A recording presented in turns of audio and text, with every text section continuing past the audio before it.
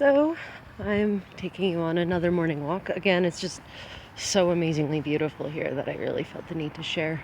I'm going to take a slightly different route today through the medieval village of Windecken.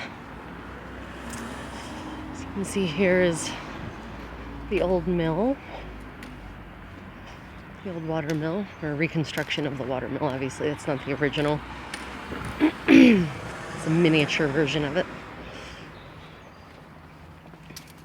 On the side of this building here, there's a mural of what used to be the city gate. This is where the city wall used to cut through, and city's perhaps a very strong term. Village wall at the time, really.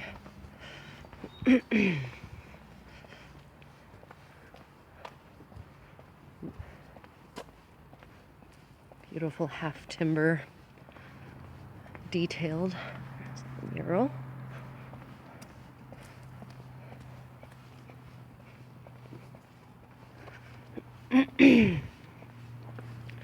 Another of the multiple things I love about Germany is that they do not allow their cities to expand endlessly into hideous, soulless suburban developments and strip malls. Instead, new developments are not allowed to be built until it is proven that there's a demonstrable lack of housing. And I don't mean nice housing or nice or new housing or the latest and greatest of the housing, just housing, full stop. And even then, the developers are not permitted to simply develop anywhere. The development must be directly adjacent to the town, the city limits.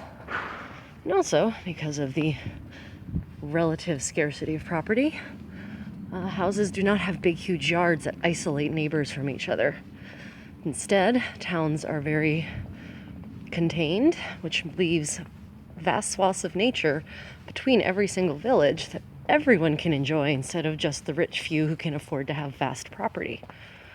I think it's a much more equitable arrangement. It makes a much more beautiful countryside, much more pleasant country overall.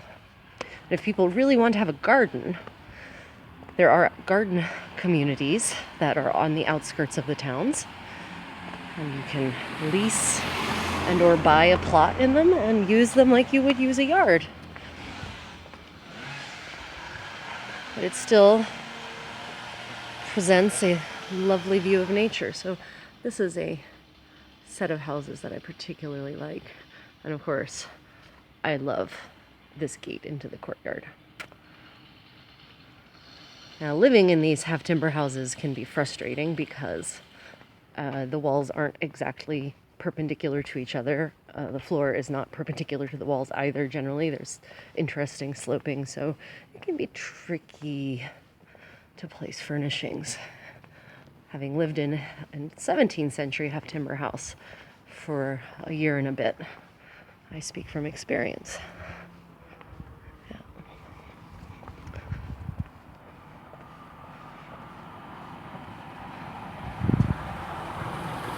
See, really beautiful, colorful.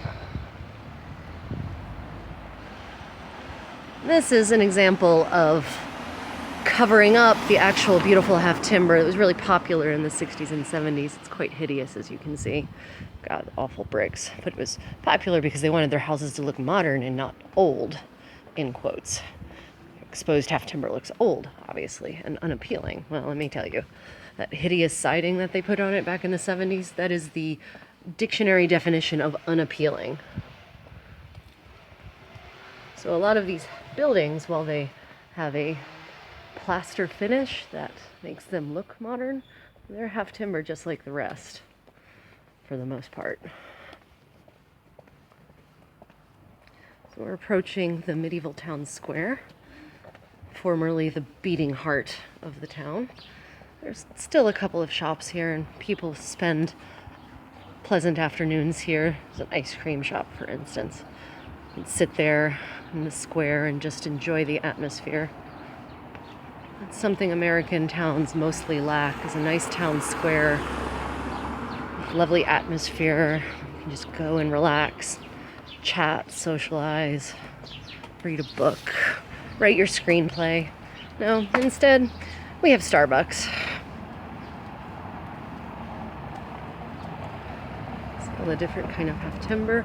That is the medieval city hall. It is now a library. Well, I'm glad they're doing something nice with it, and I love libraries in general. I really would rather that the old city hall be available for use for functions like weddings, medieval parties. You all know me. You know what it is I like. Medieval church over there. It is a beautiful building though. This oriel is just gorgeous. Yesterday I saw a dove that had squeezed itself into one of those rondelles. And I say squeezed generously, it didn't fit, but you could tell that this dove really believed in its heart of hearts that it fit in that rondelle, even though it was bulging out and struggling to balance itself.